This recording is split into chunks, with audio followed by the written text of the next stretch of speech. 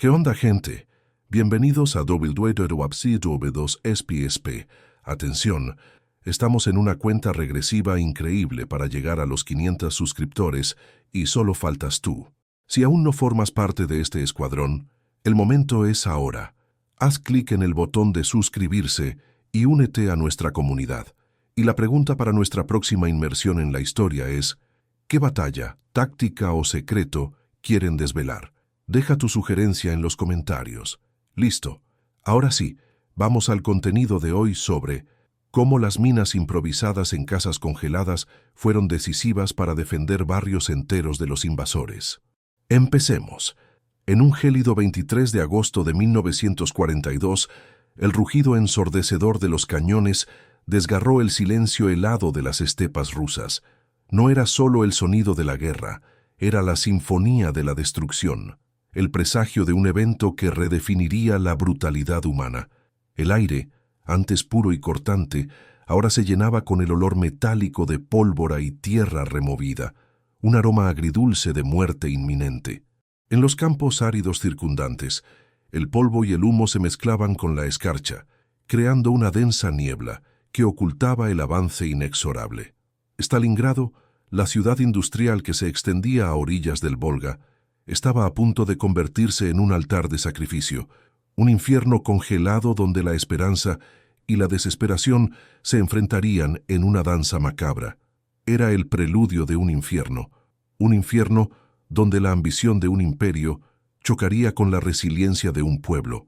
El general Paulus, al frente del Sexto Ejército alemán, avanzaba con la confianza inquebrantable de quien cargaba el peso de la invencibilidad. Sus tanques, imponentes máquinas de guerra, cortaban el paisaje como garras de acero, mientras la infantería, disciplinada e implacable, seguía sus rastros, convencida de la victoria. El optimismo era palpable, casi arrogante. Stalingrado era solo un obstáculo más, un premio simbólico a conquistar antes de que el invierno ruso pudiera apretar su abrazo mortal. Creían que, en pocas semanas, la bandera nazi ondearía sobre las ruinas de la ciudad que llevaba el nombre del líder soviético. En los primeros días, la Blitzkrieg alemana parecía imparable.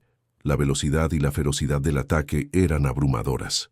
Las columnas de tanques Panzer avanzaban sin piedad, barriendo la frágil resistencia inicial, dejando tras de sí un rastro de destrucción y desespero. El rugido de los motores, el chirrido de las orugas, el seco estampido de los fusiles, todo resonaba la marcha triunfal de un ejército que parecía no conocer límites.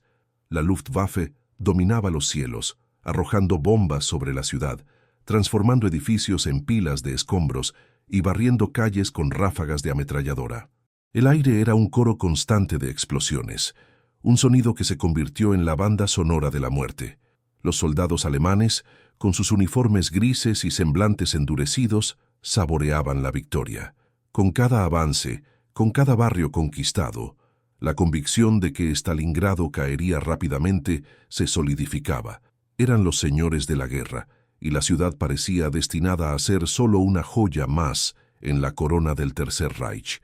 Pero bajo la superficie de la aparente victoria, la ciudad comenzaba a susurrar su propia resistencia. Cada ladrillo, cada escombro, cada habitante se convertía en un elemento en una trampa mortal. Entonces, la fortuna cambió, no con un solo golpe, sino con una transición lenta, casi imperceptible, del triunfo al terror. La ciudad, antes vista como un blanco fácil, comenzó a revelar su verdadera naturaleza, un laberinto de muerte. Las calles se convirtieron en trincheras, los edificios en fortalezas improvisadas. El clima, un enemigo silencioso e implacable, comenzó a estrechar su cerco helado. El invierno ruso, legendario por su brutalidad, comenzó a manifestarse, trayendo consigo temperaturas que congelaban el alma y nevadas que cegaban la vista. El rápido avance de la Blitzkrieg se transformó en una lucha casa por casa, piso por piso, sótano por sótano. Cada paso era un riesgo, cada sombra, una amenaza. Lo que iba a ser una conquista rápida se metamorfoseó en una pesadilla urbana. Las máquinas de guerra alemanas, tan eficaces en campo abierto, se convirtieron en presas fáciles en las calles estrechas y los escombros, donde cada esquina podía esconder una emboscada, cada ventana un francotirador. El sonido de los tanques, antes un símbolo de poder, ahora parecía el lamento de fieras acorraladas. Los olores de pólvora y metal quemado se mezclaban con el olor agrio de la sangre y el hedor putrefacto de cuerpos bajo los escombros. La confianza inicial dio paso al agotamiento y gradualmente al miedo. La ciudad se estaba convirtiendo en un cementerio y los invasores, sin saberlo, estaban entrando en su propia tumba. Estaban a punto de descubrir cómo las minas improvisadas en casas congeladas serían decisivas para defender barrios enteros, transformando cada edificio en una fortaleza mortal y cada calle en un campo minado de desesperación. Suscríbete ahora y únete a nuestra legión de historiadores para revivir el pasado, desvelando los secretos de las mayores batallas de la historia. ¿Cuál es el verdadero coste de la ambición? Stalingrado ya no era una ciudad, era una fiera herida, un laberinto de hormigón y acero que se negaba a morir. Cada edificio, una fortaleza, cada sótano, un punto de emboscada. Los defensores soviéticos, liderados por generales como Chuikov, transformaron la táctica en arte de la supervivencia.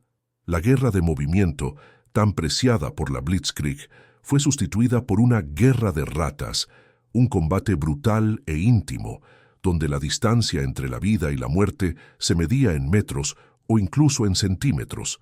No había frentes claros, solo zonas de exterminio. Los alemanes, acostumbrados a barrer vastas llanuras, se vieron atrapados en un infierno urbano. Sus máquinas de guerra, los poderosos tanques Panzer, eran inútiles en las calles atascadas de escombros, presas fáciles para los cazatanques soviéticos, armados con fusiles antitanque y cócteles Molotov.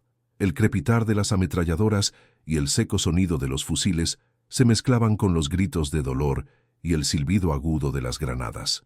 El olor a metal quemado y pólvora era constante, impregnando la ropa, la piel, la propia alma de los combatientes. La lucha era por cada piso, por cada sala, por cada resquicio de refugio. En la famosa casa de Pavlov, un puñado de soldados soviéticos resistió durante semanas, transformando un edificio en ruinas en un bastión inexpugnable, un símbolo de la resistencia indomable. Del otro lado, los soldados alemanes, exhaustos y desmoralizados, se enfrentaban a un enemigo invisible, que surgía de las sombras, atacaba y desaparecía de nuevo. El frío, compañero constante y cruel, comenzó a cegar vidas tan eficazmente como las balas. Las heladas nocturnas transformaban los campos de batalla en paisajes lunares, donde el hielo mordía la carne expuesta y la nieve se teñía de rojo oscuro. El hambre era un enemigo silencioso, pero letal. Raciones escasas para los soviéticos y un suministro cada vez más precario para los alemanes, que veían sus líneas de abastecimiento estiradas al límite. El sonido de los estómagos rugiendo era un lamento constante, añadiendo otra capa al horror. Civiles, atrapados entre los dos ejércitos, vivían una pesadilla aparte. Familias enteras se amontonaban en sótanos húmedos y oscuros, huyendo del bombardeo implacable, del fuego cruzado que no distinguía combatientes de inocentes. El llanto de los niños, sofocado por el rugido de la guerra, era un testimonio mudo de la barbarie. Mujeres, muchas de ellas, se unieron a la resistencia, cargando heridos, proporcionando información o tomando las armas, luchando codo con los hombres. La ciudad, antes vibrante, era ahora un cementerio a cielo abierto, un monumento a la resiliencia y la desesperación. La moral se desplomaba para los invasores. El optimismo inicial se esfumó, sustituido por un profundo cansancio y una sensación de aprisionamiento. Las cartas de los soldados alemanes a casa hablaban de un infierno, de una picadora de carne, donde cada día era una lucha por la supervivencia y donde la esperanza moría lentamente bajo la nieve. La guerra de ratas consumía el alma.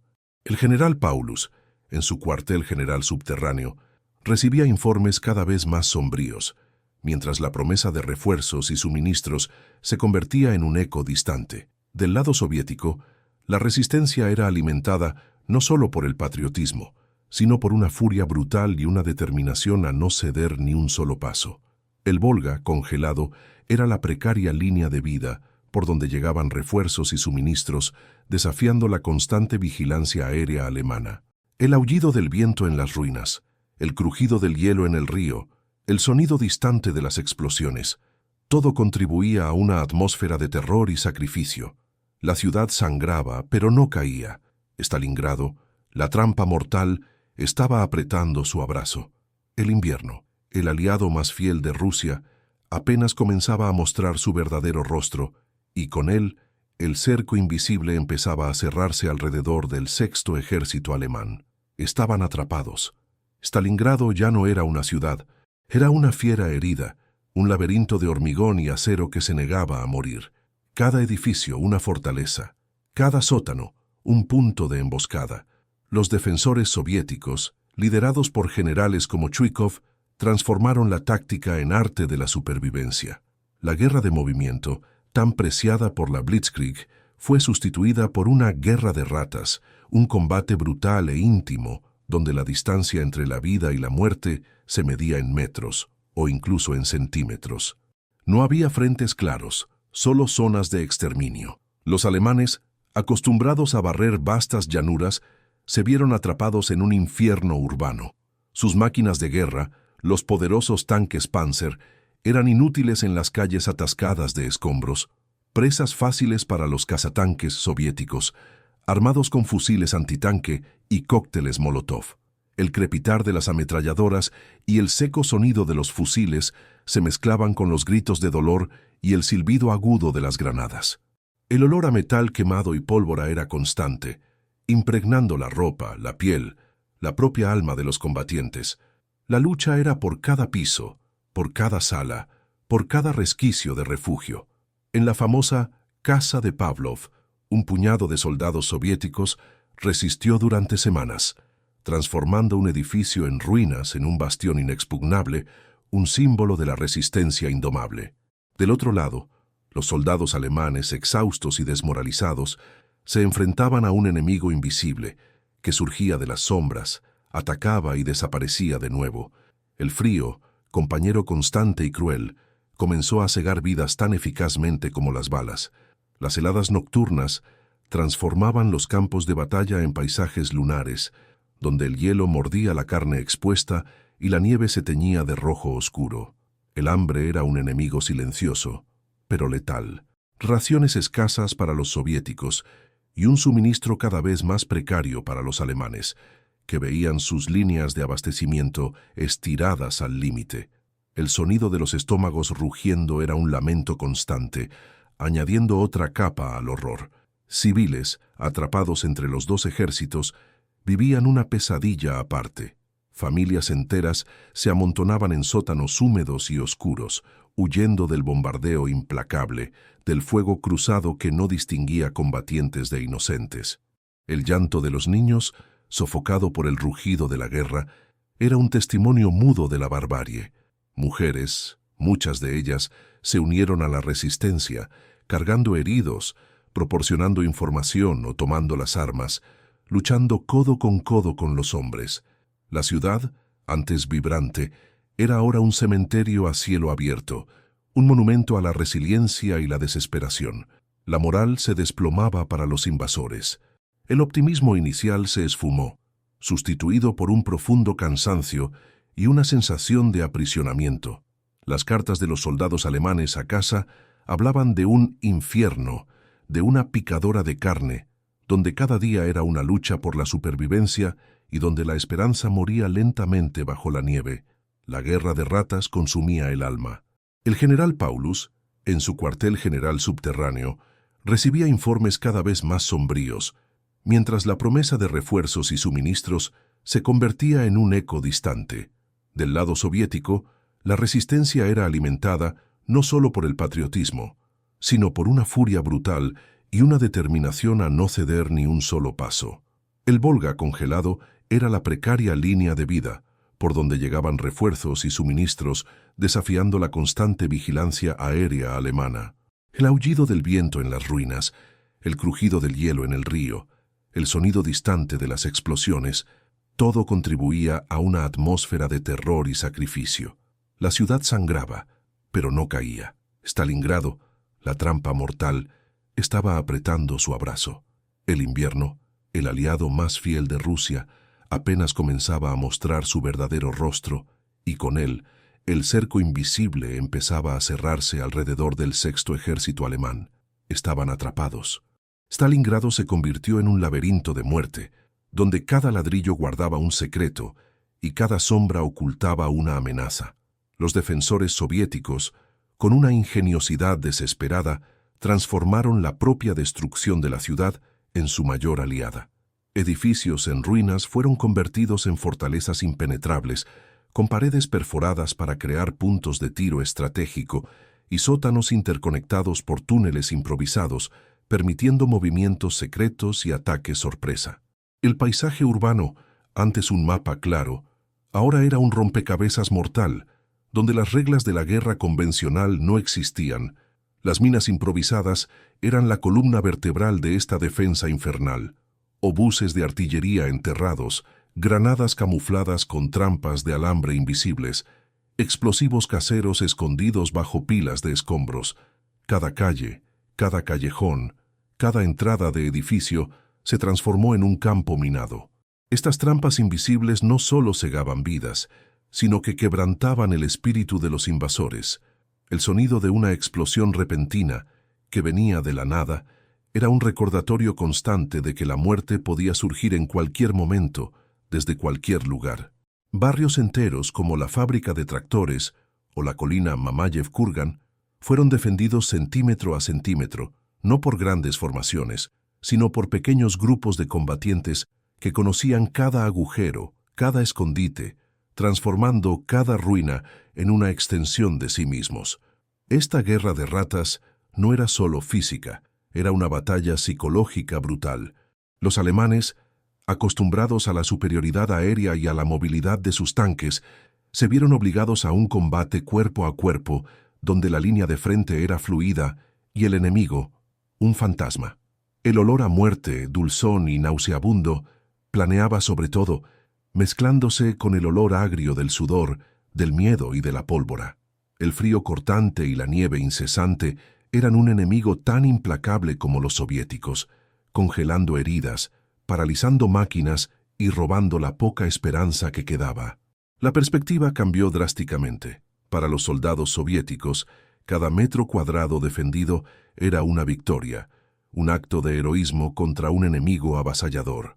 Para los alemanes, cada avance era un sacrificio, una lenta caminata hacia el infierno. Cartas incautadas a soldados alemanes revelaban una desesperación creciente. Stalingrado no es una ciudad, es un infierno de hormigón. No hay forma de sobrevivir aquí. El agotamiento era universal. El sueño era un lujo, la comida, un espejismo. En medio de esta desolación, las atrocidades se multiplicaban. Prisioneros de ambos lados eran sumariamente ejecutados. La humanidad se desvanecía bajo el peso de la barbarie. El invierno, que prometía ser un aliado, se convirtió en el verdugo, y Stalingrado, la tumba helada de un ejército que se creía invencible. Lo que era un abrazo mortal se transformó en un agarre aplastante. El 19 de noviembre de 1942 sucedió lo impensable. Mientras el sexto ejército alemán se hundía en las ruinas de Stalingrado, los soviéticos lanzaron la Operación Urano, un contraataque masivo y audaz en los débiles flancos del frente alemán, defendidos por tropas rumanas e italianas exhaustas. El trueno de la artillería rusa ya no venía solo del frente, sino de los flancos, de detrás. Las pinzas soviéticas avanzaron con una velocidad brutal, ignorando la nieve profunda y el frío que congelaba los huesos. En solo 4 días, las dos fuerzas se encontraron en Kalach del Don, cerrando el cerco. El sexto ejército, con más de 250.000 hombres, estaba irremediablemente atrapado. El shock fue devastador, una ola de desesperación que barrió las trincheras y los sótanos congelados. Stalingrado era ahora un Kessel, caldero, una olla hirviente de horror y desesperación, aislada del mundo exterior. El general Paulus envió mensajes urgentes, implorando una retirada, pero la orden de Hitler fue inflexible. no retroceder. La promesa era de un rescate aéreo, un puente vital de suministros que mantendría al ejército vivo. Pero lo que siguió fue una farsa cruel. Los aviones de la Luftwaffe, pocos y vulnerables, apenas lograban penetrar la defensa antiaérea soviética y las tormentas de nieve.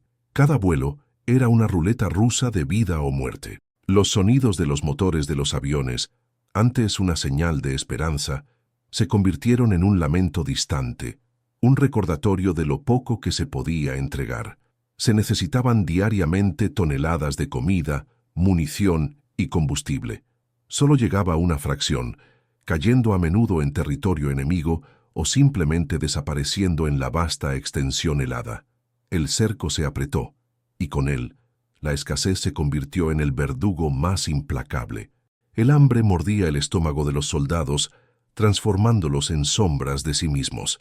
Las raciones se redujeron drásticamente. Un pan duro al día, un trozo de carne congelada, si había. El agua era hielo derretido, a menudo contaminado. El olor a hambre era omnipresente, mezclándose con el hedor de cuerpos insepultos y la podredumbre de heridas gangrenadas. El frío, antes solo una molestia, se transformó en tortura. Las temperaturas caían a 30, 40 grados bajo cero. Los uniformes de verano eran inútiles contra la furia del invierno ruso. Congelación, gangrena, hipotermia. Estas eran las nuevas armas, silenciosas y letales, que cegaban vidas más rápido que las balas. La esperanza, antes un faro, se desvanecía día a día. La moral se desmoronaba. Soldados que antes marchaban con orgullo ahora se arrastraban, desesperados por un pedazo de comida, por un momento de calor. Las atrocidades se intensificaron, no solo entre los combatientes, sino que la violencia de la desesperanza se volvía hacia adentro. Relatos escalofriantes de canibalismo, en su forma más primitiva, comenzaron a circular, susurrados en sótanos oscuros, un horror que trascendía la guerra. La disciplina se esfumaba, sustituida por una lucha individual por la supervivencia. La lealtad al Führer se transformaba en resentimiento, en odio.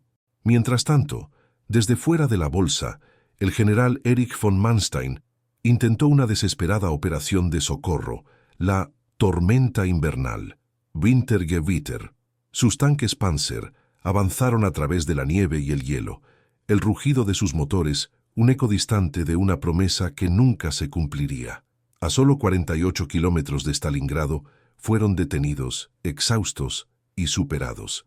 El sonido de los combates se acercaba, pero nunca llegaba, una sinfonía de esperanza y desesperación que se perdía en el viento helado.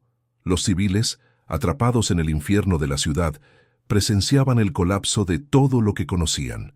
Niños, con sus rostros pálidos y ojos muy abiertos, observaban a sus padres languidecer, sus casas transformarse en ruinas, mientras el olor a muerte y desolación se convertía en el aire que respiraban. Stalingrado era la tumba, y el cerco, el sello final. Dentro del caldero de Stalingrado, el tiempo no se medía en días, sino en sufrimiento. Cada amanecer traía la promesa de más frío, más hambre, más muerte. El Kessel se transformó en un vasto hospital a cielo abierto, donde los heridos y enfermos superaban en número a los combatientes aptos. Tifus, disentería, congelación severa. Las enfermedades se propagaban como una plaga, cegando vidas en silencio, sin el ruido de las balas. Los médicos, con recursos mínimos, luchaban una batalla perdida contra la gangrena y la fiebre, a menudo realizando amputaciones sin anestesia, con sierras de madera improvisadas, mientras el grito de dolor del paciente se mezclaba con el aullido del viento. El olor a carne en putrefacción, a heces y a desinfectante rudimentario era el perfume constante de la muerte que impregnaba cada sótano, cada refugio. La esperanza de una fuga, de un rescate, era un espejismo que se desvanecía día a día. El general Paulus, en su búnker subterráneo, enviaba informes cada vez más desesperados a Hitler, describiendo la situación insostenible. Las tropas están muriendo de hambre y congelación, munición y combustible agotándose. La capacidad de combate se acerca a cero. Pero la respuesta de Berlín era siempre la misma: mantener la posición, no rendirse. Era una orden de suicidio, dictada por una arrogancia ciega que condenaba a cientos de miles de hombres a un final terrible. La lealtad, antes incuestionable, comenzó a resquebrajarse bajo el peso de la traición percibida. El sonido estático de las radios, que antes traía órdenes, ahora parecía burlarse de la agonía. En enero de 1943, el cerco soviético se apretó aún más. Se lanzó la Operación Anillo, Koltso, un ataque final para aplastar los remanentes del Sexto Ejército. El trueno de la artillería soviética se volvió incesante, un martillo golpeando el yunque de la ciudad. Cada explosión sacudía el suelo, derribaba lo que quedaba de paredes y enterraba vivos a los que se escondían en los escombros. Los pocos aeródromos dentro de la bolsa, el último enlace con el mundo exterior, fueron tomados uno a uno. Pitomik, Gumrak, nombres que se convirtieron en sinónimos de desesperación, de pistas cubiertas de cadáveres y aviones quemados. El último avión de transporte que logró despegar solo se llevó a los heridos más graves, dejando atrás a la mayoría condenada. Los intentos de contraataque o de fuga eran desesperados, fútiles. Pequeños grupos de soldados, movidos más por el instinto de supervivencia que por la esperanza, intentaban romper las líneas soviéticas solo para ser masacrados por el fuego implacable. El olor a sangre fresca se mezclaba con el olor rancio de carne podrida, creando una atmósfera insoportable. Los gritos de los moribundos resonaban en las ruinas, un coro fantasmagórico de agonía. La disciplina militar, antes la espina dorsal de la Wehrmacht, se desmoronaba. Los oficiales intentaban mantener el orden, pero muchos soldados, hambrientos y congelados, simplemente abandonaban sus posiciones vagando sin rumbo o intentando saquear cualquier cosa que pudiera prolongar su miseria por un día más. El día 10 de enero de 1943 marcó el punto de no retorno. Los soviéticos emitieron un ultimátum: rendición incondicional en 24 horas. A cambio, prometieron la vida y el regreso seguro a casa después del fin de la guerra, además de tratamiento médico y comida. Era la última oportunidad. En el búnker de Paulus, la tensión era palpable. Sus generales le imploraban que aceptara, pero Hitler, desde la comodidad de su cuartel general, mantuvo la decisión: luchar hasta el último hombre. El honor, la lealtad al Führer, pesaba más que las vidas de sus soldados. Era una decisión que sellaba el destino de 250.000 de hombres. La negativa fue un golpe final a la moral ya destrozada. Muchos soldados, al escuchar la noticia, sintieron que el último hilo de esperanza se rompía. El sonido de las explosiones soviéticas parecía ahora una risa cruel. El frío penetraba hasta el alma, y el hambre, un dolor constante, se intensificaba. A partir de ese momento, la batalla no era ya por la victoria, sino por una muerte digna, o por una rendición secreta, individual. La ciudad, un infierno de hormigón y hielo, presenciaba el colapso de un ejército, no por falta de coraje, sino por una orden insana que priorizaba la ideología sobre la vida humana. El cerco se convertía en un abrazo de muerte, y la rendición, para muchos, la única salida posible de la pesadilla. Dentro del caldero de Stalingrado, el tiempo no se medía en días, sino en sufrimiento. Cada amanecer traía la promesa de más frío, más hambre, más muerte. El Kessel se transformó en un vasto hospital a cielo abierto, donde los heridos y enfermos superaban en número a los combatientes aptos. Tifus, disentería, congelación severa. Las enfermedades se propagaban como una plaga, cegando vidas en silencio, sin el ruido de las balas. Los médicos, con recursos mínimos, luchaban una batalla perdida contra la gangrena y la fiebre, a menudo realizando amputaciones sin anestesia, con sierras de madera improvisadas, mientras el grito de dolor del paciente se mezclaba con el aullido del viento. El olor a carne en putrefacción, a heces y a desinfectante rudimentario, era el perfume constante de la muerte que impregnaba cada sótano, cada refugio. La esperanza de una fuga, de un rescate, era un espejismo que se desvanecía día a día. El general Paulus, en su búnker subterráneo, enviaba informes cada vez más desesperados a Hitler, describiendo la situación insostenible. Las tropas están muriendo de hambre y congelación. munición y combustible agotándose. La capacidad de combate se acerca a cero. Pero la respuesta de Berlín era siempre la misma: mantener la posición, no rendirse.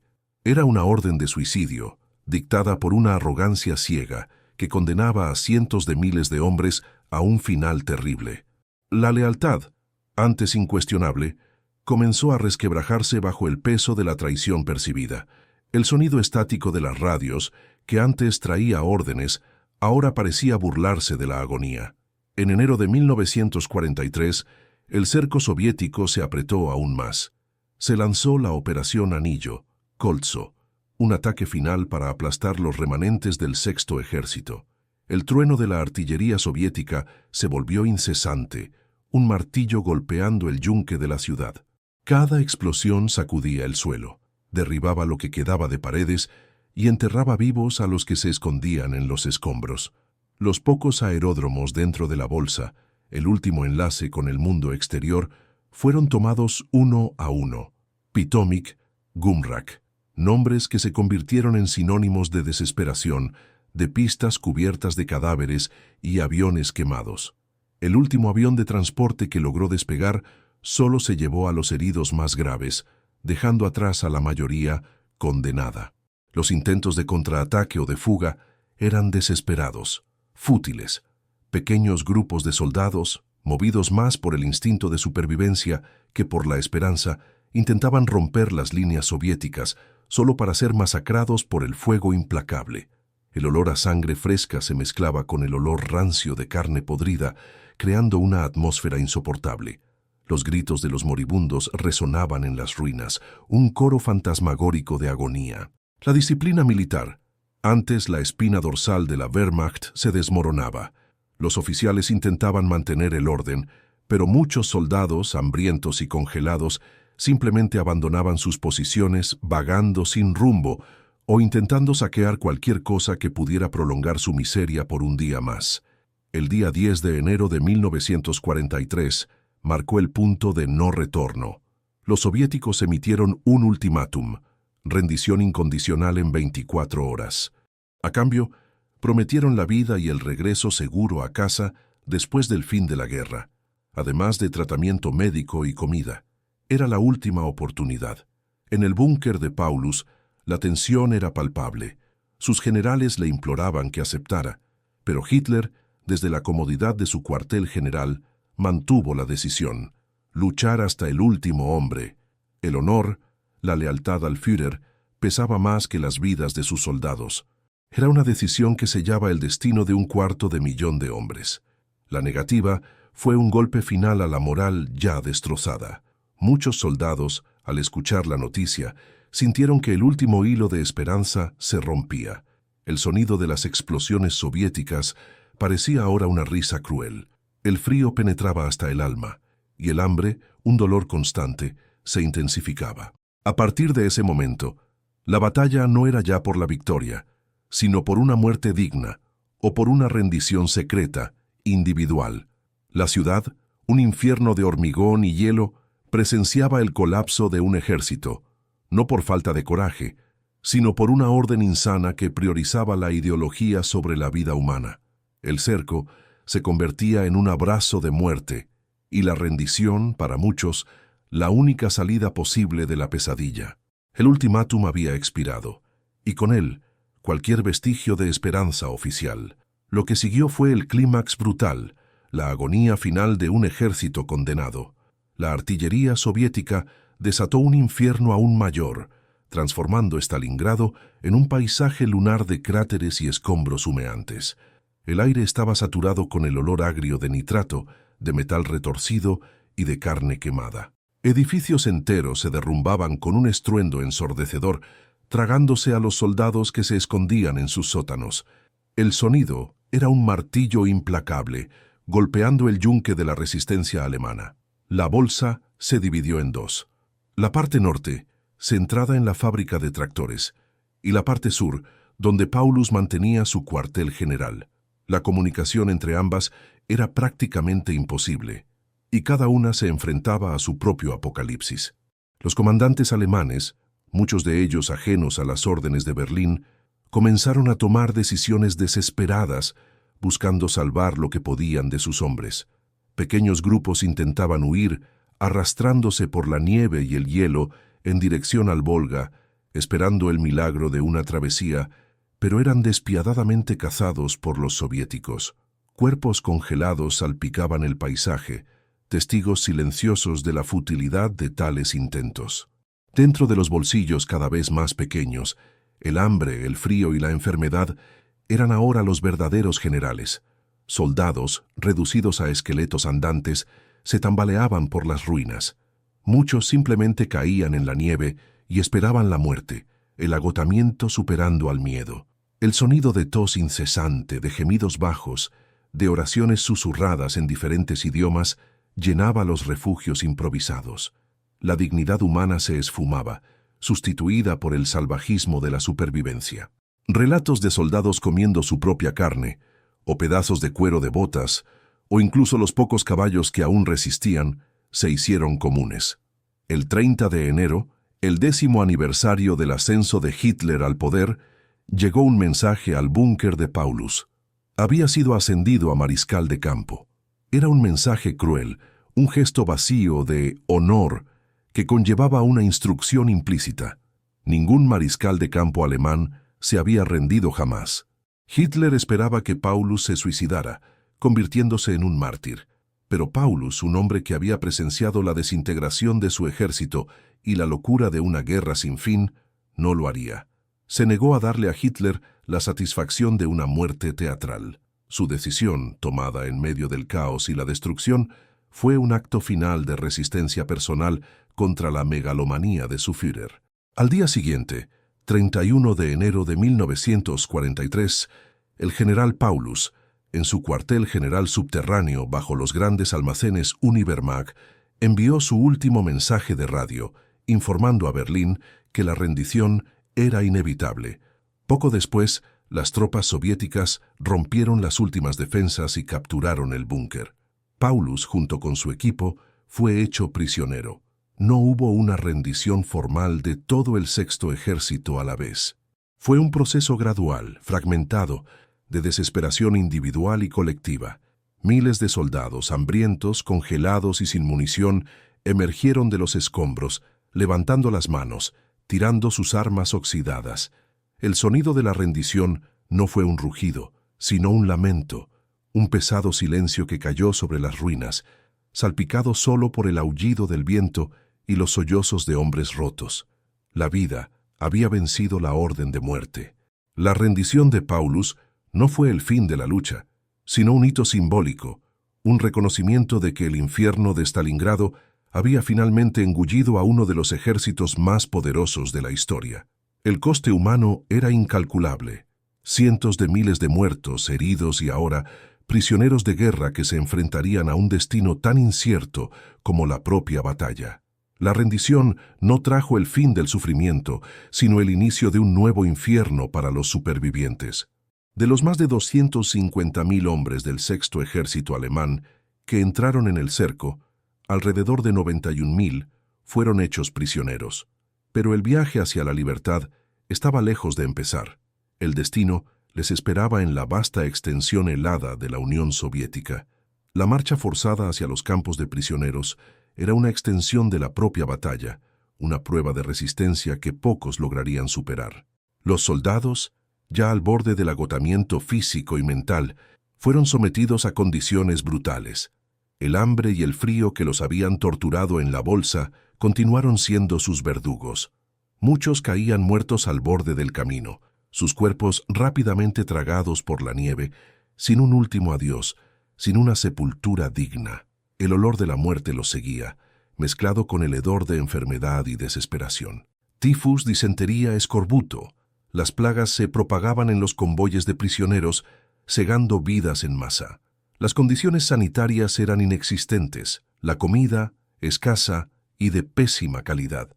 Cada día, el número de hombres disminuía.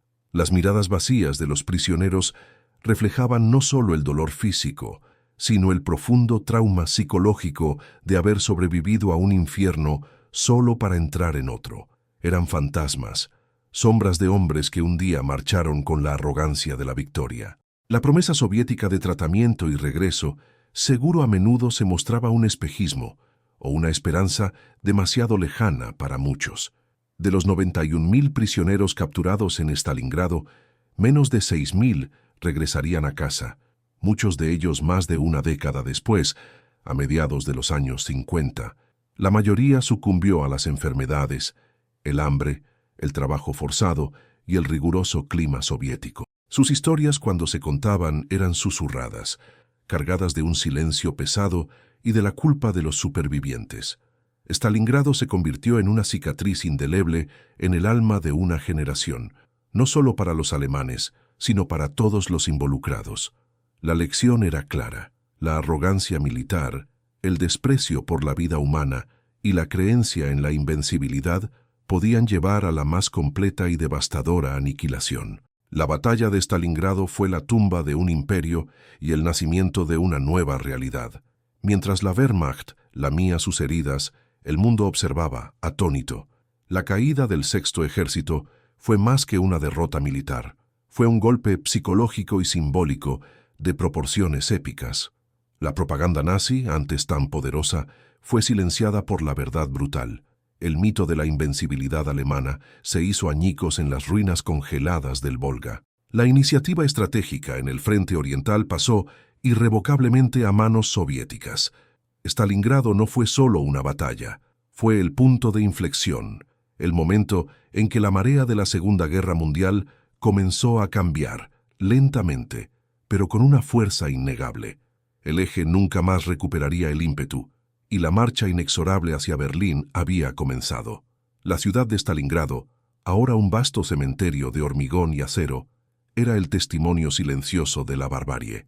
Cada ladrillo, cada trozo de metal retorcido, contaba una historia de horror y resiliencia.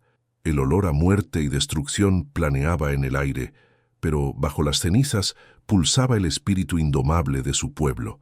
Los civiles que sobrevivieron, muchos de ellos, habiéndose escondido en sótanos y túneles durante meses, emergieron a un paisaje apocalíptico. Sus casas, sus vidas, todo había sido reducido a polvo. Pero la voluntad de reconstruir, de honrar a los muertos y de afirmar la vida era palpable. Stalingrado se convertiría no solo en un memorial a la guerra, sino en un símbolo de la capacidad humana de resurgir de las cenizas, de encontrar esperanza en la más profunda desesperanza. La reconstrucción de la ciudad fue un esfuerzo monumental, un acto de desafío contra la destrucción.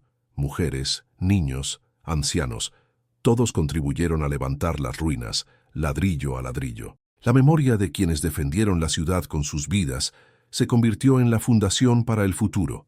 Las fábricas, antes centros de producción de guerra, serían reconstruidas, los barrios rediseñados, pero las cicatrices, visibles e invisibles, permanecerían. El impacto psicológico en las familias soviéticas que perdieron hijos, padres y maridos fue inmenso. El dolor de la pérdida, la memoria del terror, serían transmitidos por generaciones. Stalingrado se grabó en la psique rusa como un recordatorio eterno del precio de la libertad y de la brutalidad de la guerra. La reconstrucción física de Stalingrado, rebautizada Volgogrado en 1961, fue un triunfo de la voluntad, un monumento de piedra y hormigón erigido sobre las cenizas. Pero las heridas más profundas, aquellas grabadas en el alma de los supervivientes, no podían llenarse con ladrillos nuevos o asfalto fresco. La memoria del invierno de 1942-1943, del olor a humo y a muerte, del aullido incesante de las balas y del silencio ensordecedor de los cuerpos congelados, permanecería. Para los que lucharon y para los que vivieron bajo el cerco, Stalingrado no era solo una ciudad, era un estado de ánimo, una experiencia que redefinió la existencia, una pesadilla que se negaba a desaparecer incluso bajo el sol de la paz. Los veteranos, hombres y mujeres que presenciaron el horror indecible, a menudo cargaban sus penas en silencio. Las noches estaban pobladas por fantasmas, los días por ecos de explosiones. El simple acto de comer pan, calentarse cerca de un fuego o ver nevar, podía evocar recuerdos vívidos del hambre excruciante, del frío cortante, de la camaradería forjada al borde del abismo. El trauma de Stalingrado no era un evento aislado, sino una compleja red de pérdidas, miedos y sacrificios que se extendía por generaciones. Hijos y nietos crecerían escuchando historias susurradas o percibiendo el peso en los ojos de sus padres, el silencio en momentos de celebración, la fragilidad de la vida. Stalingrado trascendió la condición de mera batalla para convertirse en un símbolo global. Para la Unión Soviética, fue la cúspide de su resistencia, la prueba de que el espíritu soviético, el espíritu ruso, era inquebrantable.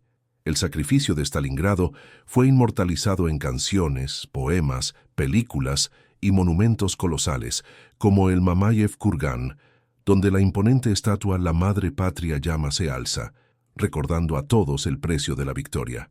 Cada centímetro de aquella tierra sagrada contaba una historia de heroísmo y agonía, de una lucha por la supervivencia que se libró no solo por territorio, sino por la propia alma de una nación. Para Alemania, Stalingrado fue el epitafio de sus ambiciones de dominación. Fue el choque brutal que desenmascaró la falacia de la Blitzkrieg y la crueldad ciega de un liderazgo que prefería la aniquilación a la retirada.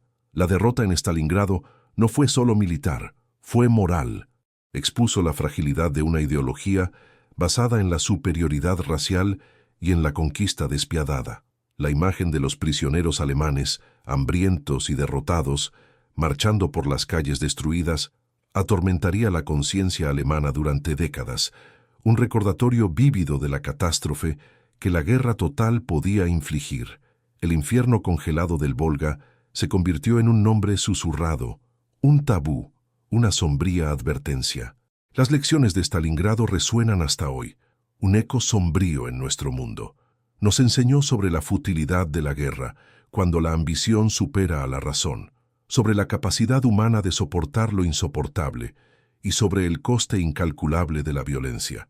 Stalingrado fue un microcosmos de la Segunda Guerra Mundial, condensando en sus meses de agonía todas sus dimensiones: el heroísmo y la barbarie, la estrategia y el caos, la esperanza y la desesperación. No fue solo una batalla de tanques y fusiles, sino una batalla de voluntades, de ideologías, de la humanidad contra su propia sombra. La resiliencia de los habitantes de Stalingrado, el coraje de los soldados soviéticos e incluso la tenacidad de los alemanes en condiciones inhumanas son testimonios de la complejidad del espíritu humano en tiempos de guerra. Pero el mensaje principal, el más conmovedor, es que la guerra es siempre una derrota para la humanidad, que cada victoria está manchada de sangre, cada avance pavimentado con cuerpos. Stalingrado permanece a través de los libros, de las películas, de los memoriales, como un faro de advertencia, una voz del pasado que clama por paz, por comprensión y por un reconocimiento profundo del valor de cada vida. Las lecciones de Stalingrado resuenan hasta hoy, un eco sombrío en nuestro mundo. Nos enseñó sobre la futilidad de la guerra, cuando la ambición supera a la razón, sobre la capacidad humana de soportar lo insoportable y sobre el coste incalculable de la violencia. Stalingrado fue un microcosmos de la Segunda Guerra Mundial, condensando en sus meses de agonía todas sus dimensiones: el heroísmo y la barbarie, la estrategia y el caos, la esperanza y la desesperación. No fue solo una batalla de tanques y fusiles, sino una batalla de voluntades, de ideologías, de la humanidad contra su propia sombra. La resiliencia de los habitantes de Stalingrado, el coraje de los soldados soviéticos e incluso la tenacidad de los alemanes en condiciones inhumanas son testimonios de la complejidad del espíritu humano en tiempos de guerra.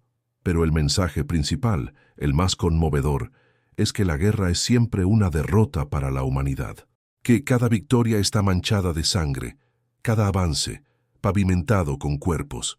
Stalingrado permanece, a través de los libros, de las películas, de los memoriales, como un faro de advertencia, una voz del pasado que clama por paz, por comprensión y por un reconocimiento profundo del valor de cada vida. La Madre Patria Llama no es solo una estatua, es un grito silencioso, un lamento eterno grabado en piedra, alzado sobre la colina donde tantos cayeron. Personifica el dolor y la furia, la determinación y el sacrificio de una nación, Cada grieta en el hormigón, cada rasgo en la faz monumental, cuenta la historia de incontables vidas perdidas, de familias destrozadas, de un futuro robado. Es un memorial que respira, que pulsa con la memoria de aquel invierno helado, del olor a pólvora y del silencio de los muertos. Es un recordatorio vívido de que la historia está hecha de carne y hueso, de sueños y pesadillas, no solo de fechas y números.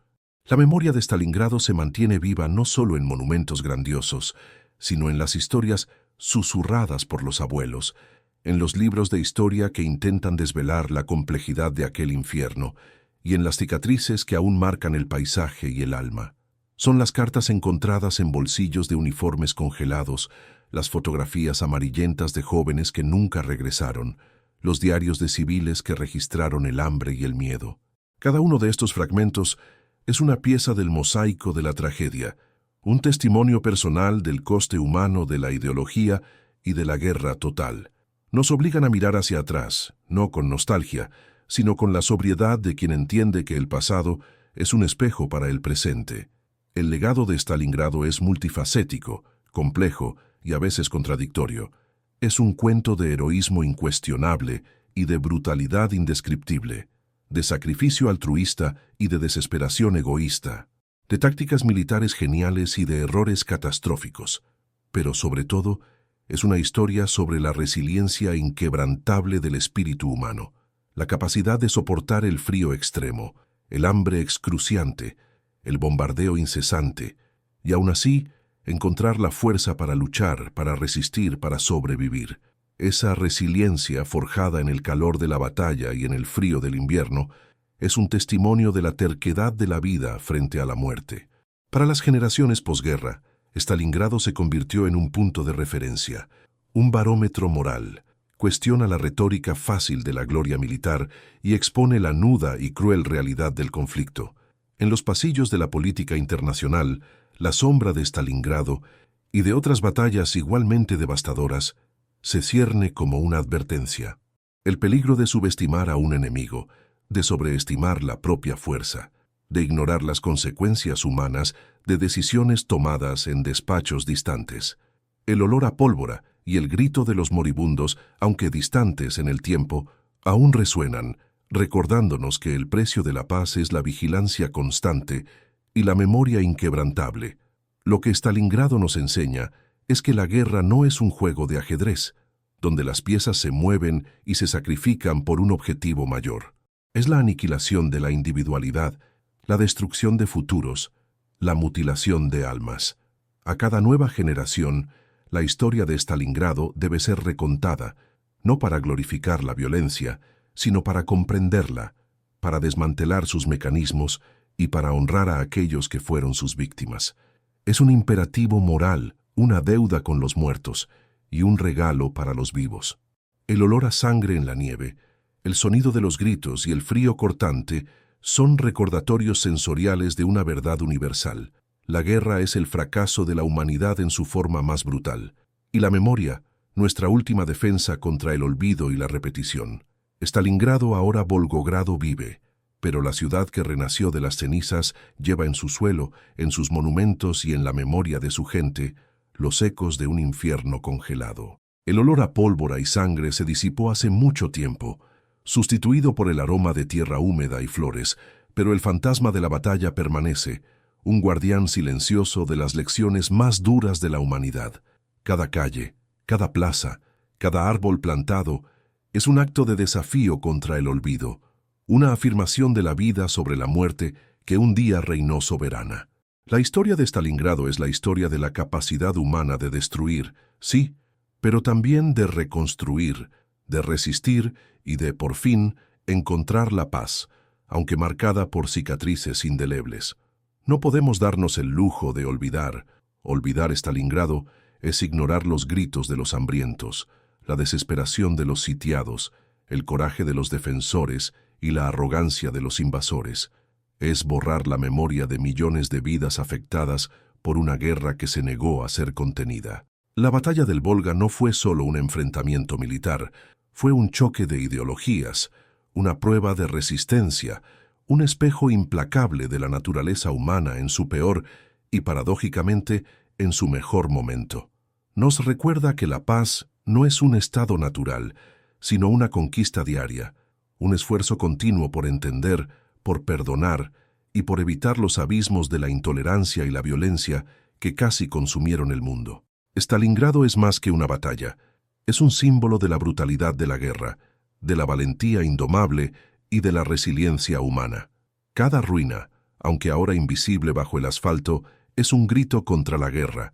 Cada gota de sangre en la nieve, un recordatorio eterno de lo que el hombre es capaz de soportar y de luchar. Nos enseña que la victoria, por gloriosa que parezca, siempre viene con un precio terrible, medido en vidas perdidas, en traumas que perduran, en un legado de dolor que atraviesa generaciones. Que la historia de Stalingrado sea un faro, iluminando los peligros de la tiranía y la necesidad apremiante de paz. Que jamás olvidemos el rugido de los cañones, el aullido del viento, el olor a muerte y el silencio de los cuerpos congelados.